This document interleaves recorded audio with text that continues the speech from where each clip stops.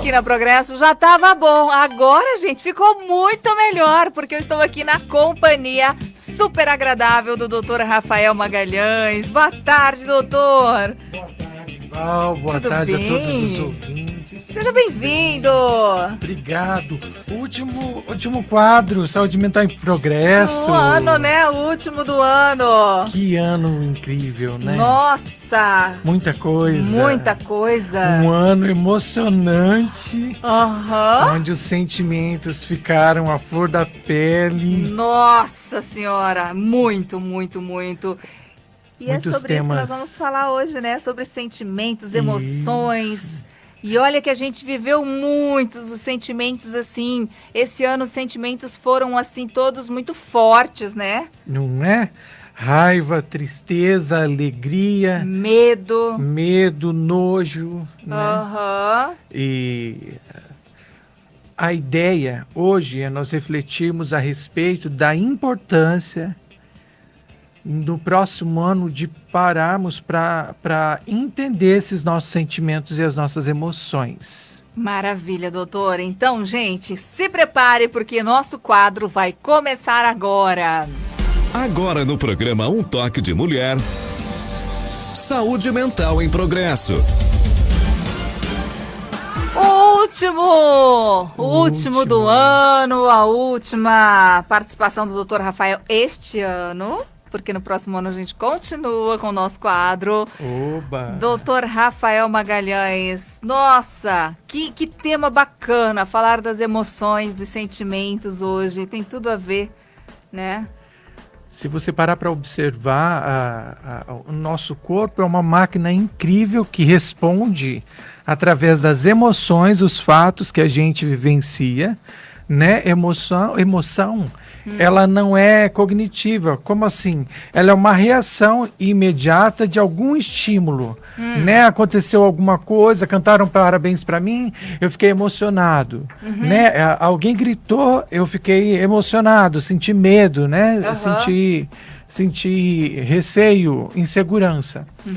Já o sentimento, ele é construído. Eu sinto um amor tão grande, eu sinto um pavor tão grande, né? Ele já provém de uma construção que nós fazemos das nossas vivências. E por que da importância da gente entender sobre os nossos sentimentos? A nossa vida pautada nos relacionamentos faz com que nós respondemos aos estímulos de eu estar com você, de eu estar no meu trabalho, de cada desempenho que eu respondo no meu dia a dia, faz com que essa construção que eu tenho de como eu vejo os meus sentimentos e as minhas emoções, ou ela me leve para o meu desenvolvimento cada dia mais melhor, da resiliência, né, da força de enfrentar as minhas dificuldades, ou faça com que eu perca o controle das minhas emoções e dos meus sentimentos, a ponto de desenvolver um transtorno de ansiedade, de depressão, de bipolaridade, de personalidade, né? Porque uma hora eu ajo de determinada maneira sem desempenhar a empatia, sem me colocar no lugar do outro.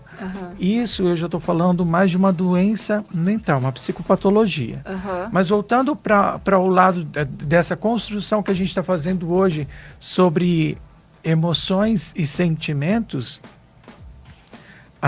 o objetivo hoje é você parar para pensar quando algo ou alguém te desperta raiva, ou algo, ou alguém, ou pessoas, né, contextos variados, te desperta muita alegria, muita tristeza, a fim de você entender essa emoção e pensar no sentimento que é gerado.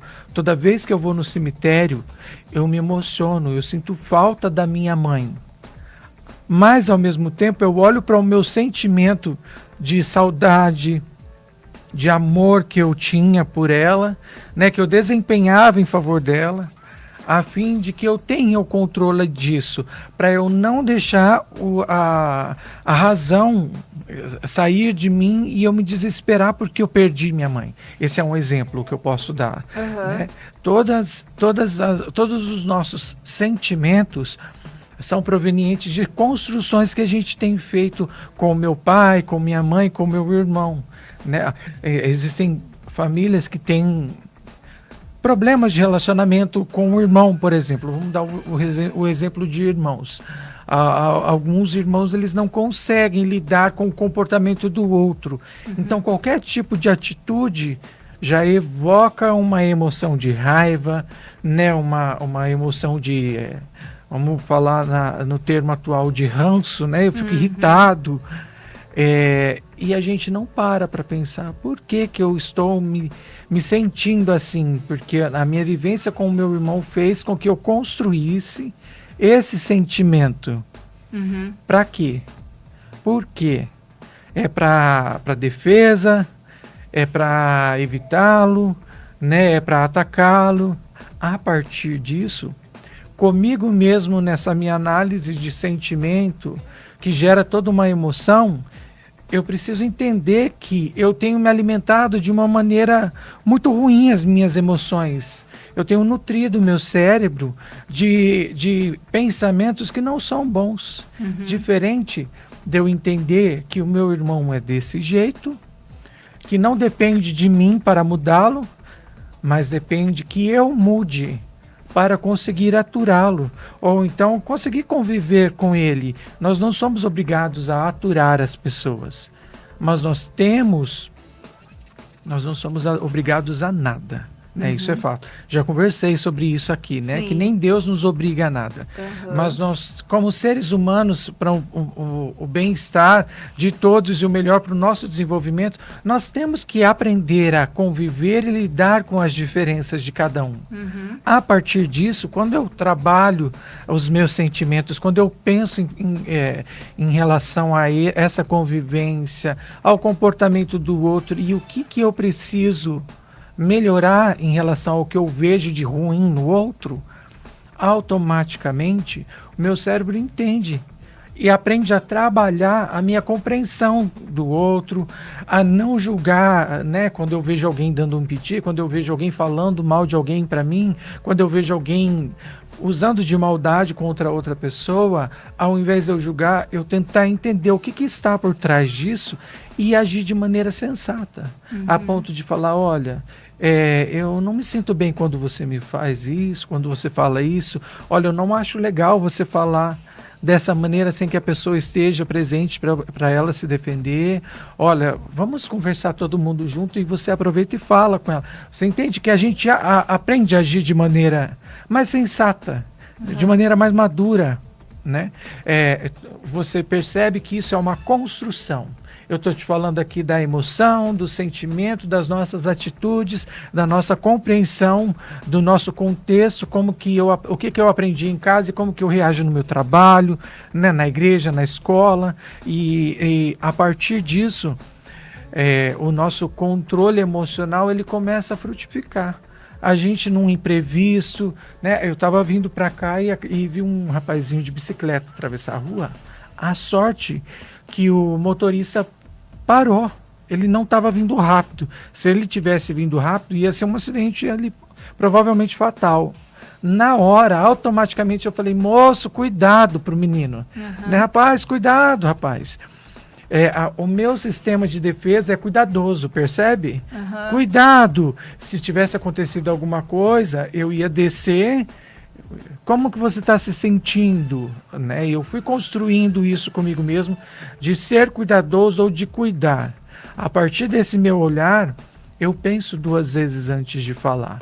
Né? E o mais incrível foi que o motorista não xingou. Ele só olhou atento, freou, esperou o rapazinho passar, não xingou, não brigou, não desceu do carro. Numa cidade grande, isso pode virar uma briga de trânsito, né?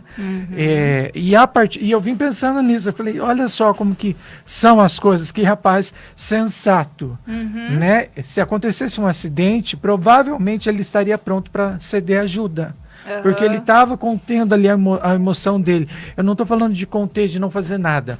Ele estava sabendo lidar com a emoção, de não se desesperar, né, de não ficar afoito, de não ser impulsivo, né, poderia, a outra possibilidade dele descer, querer bater, né, no rapazinho.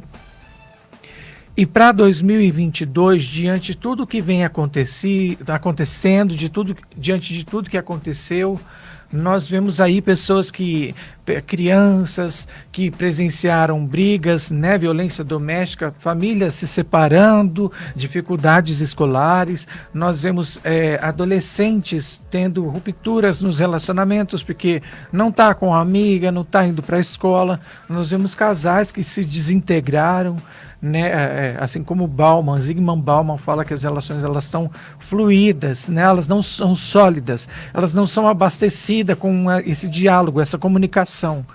A partir disso, a ideia é fazer com que as pessoas compreendam a necessidade da gente conversar sobre os nossos sentimentos, de sentar com você e falar, olha, todas as vezes que você age dessa forma, eu não me sinto bem, eu não me sinto confortável.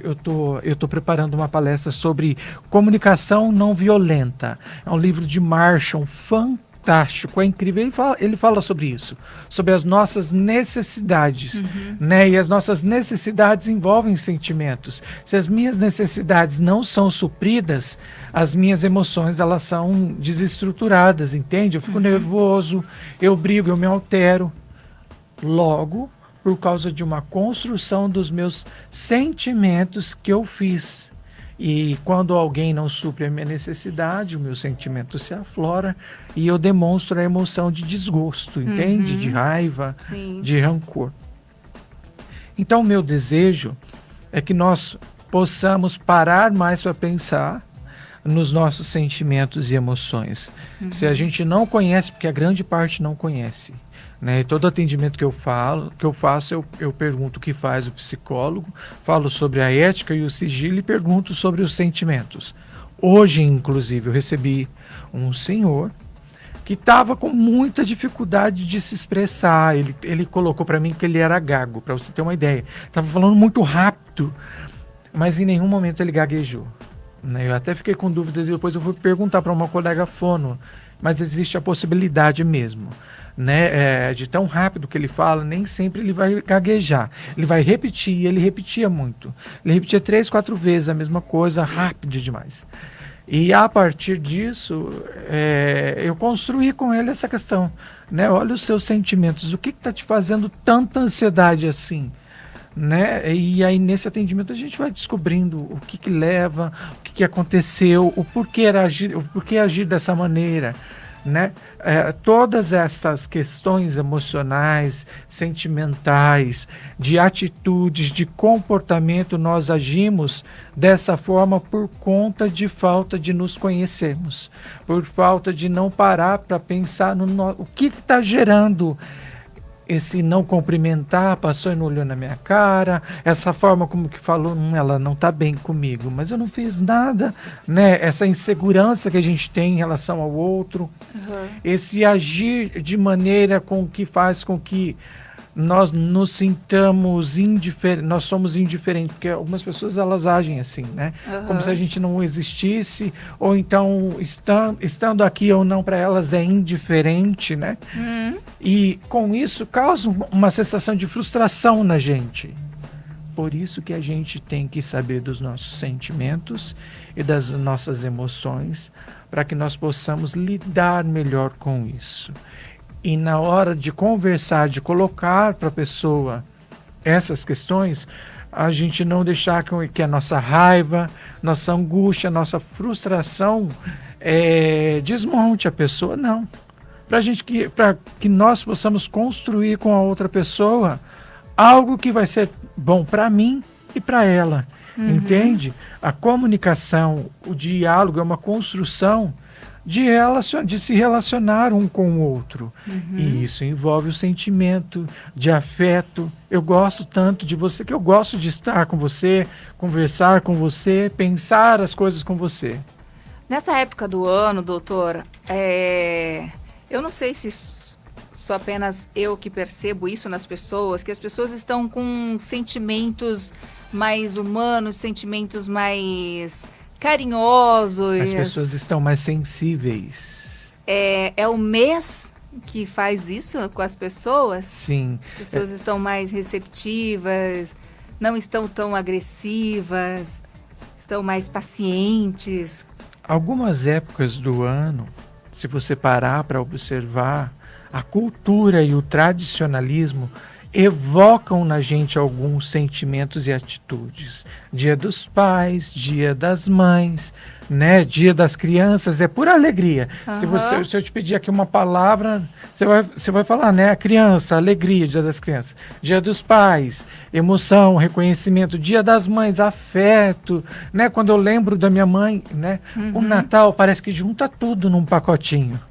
Né? Verdade. Isso é muito bom. Mas, e você vê que o ano novo ele causa, às vezes, uma nostalgia e até coisa ruim. Exato. Tem pessoas que ficam fechadas, né, introspectivas, pensativas, gostam de ficar sozinho para tirar o saldo lá do ano. Eu tive esses momentos há alguns anos, principalmente na época da faculdade, porque a gente fica agoniado, né?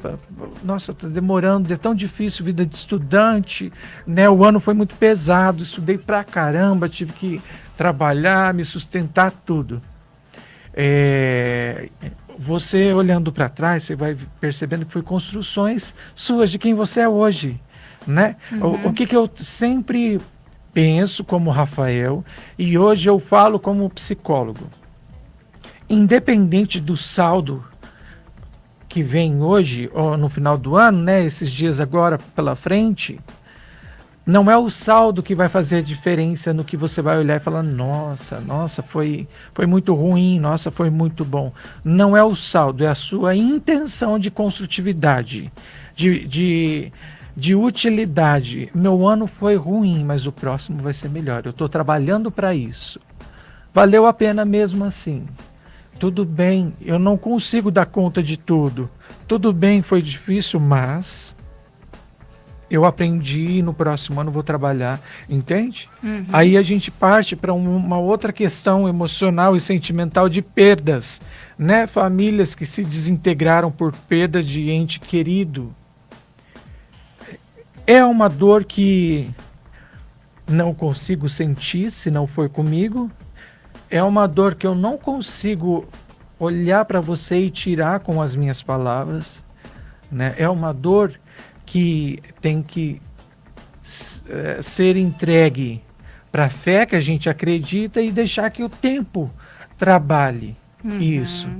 O que não podemos fazer é viver em função dessa dor, né? Então você que teve uma perda aí de um parente, de um cônjuge, né? Alguém que você gostava muito, essa dor, ela não é desejável, ela faz parte da vida, né? Infelizmente, nós não nascemos para a morte, né? Mas a gente pode olhar essa dor contando as bênçãos. Eu não sei porquê, mas eu estou me emocionando. A gente conta essa dor como um contar de história muito bom, de que valeu a pena, de que eu passei momentos muito bons, de que eu aprendi a valorizar, né?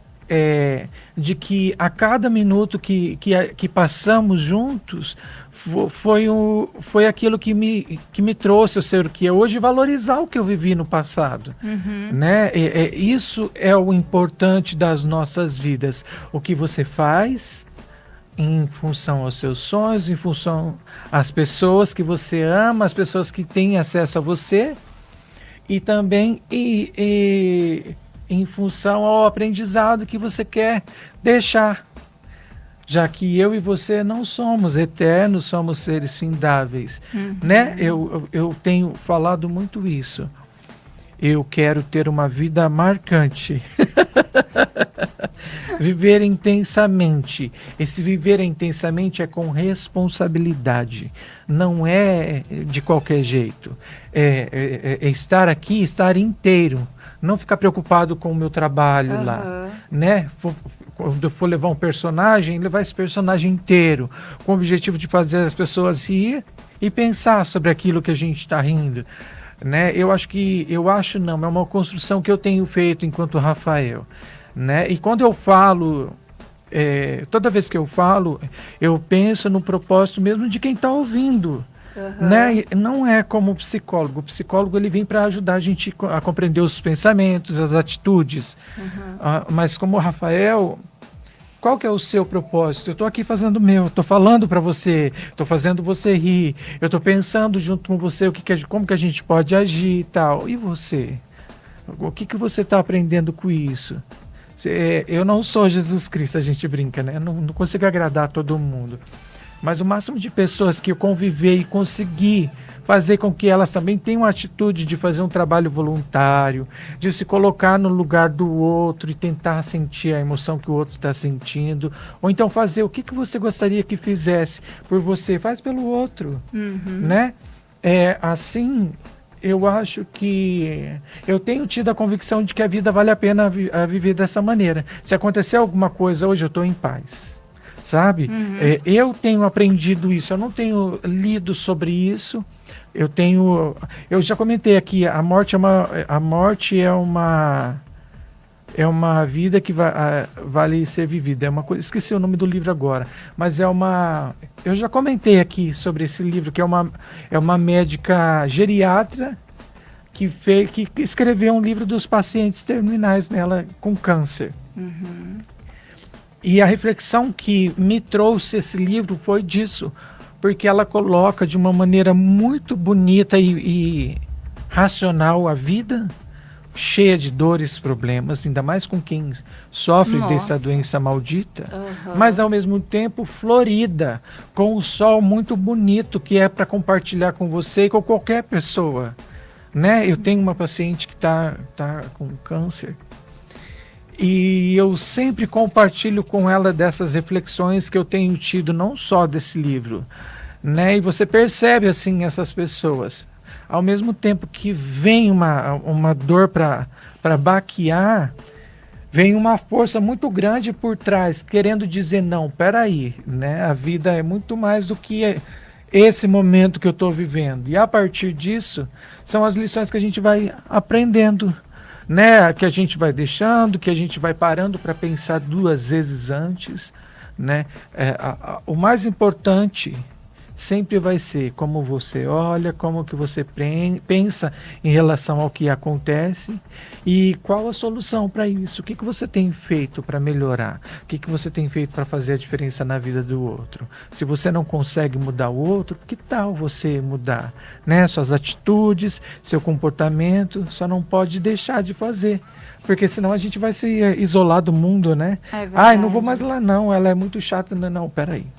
Você não vai, já você vai encontrar uma outra pessoa lá na frente que é a mesma coisa.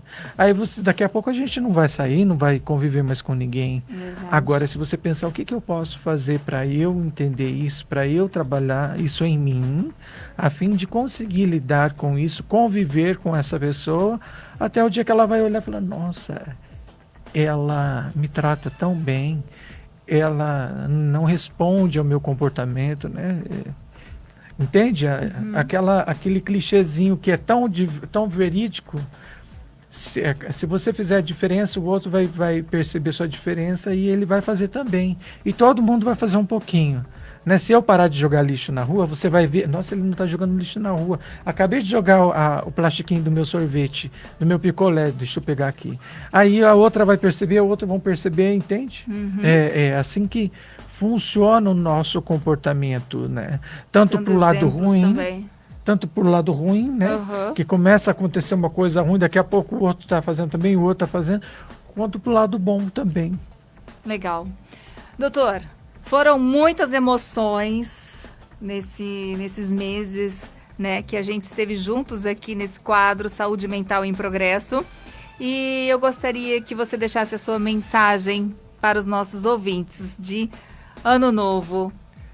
Com muita emoção, de alegria, de reciprocidade, Eu desejo que você alimente sua fé naquilo que você acredita, exerça sua fé naquilo que você acredita.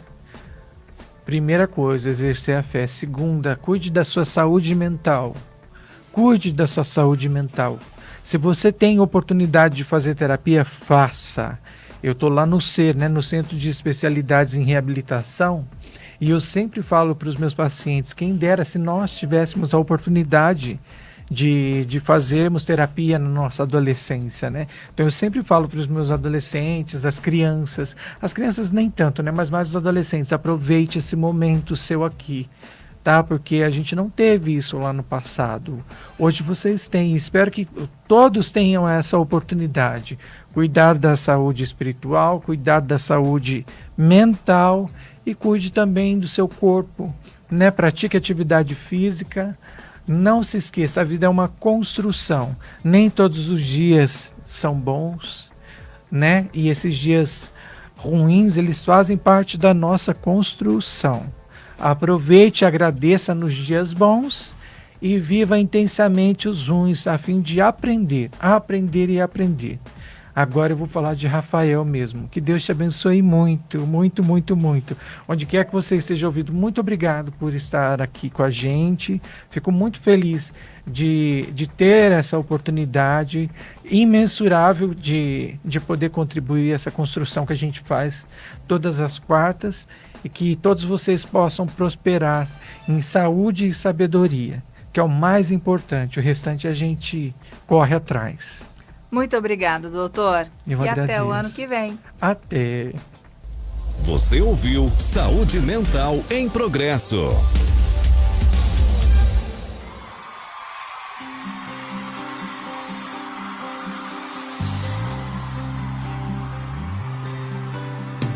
Dizer o que eu posso dizer. Estou cantando agora pra possível outra pessoa. É que às vezes acho que não sou o melhor pra você, mas às vezes acho que poderia.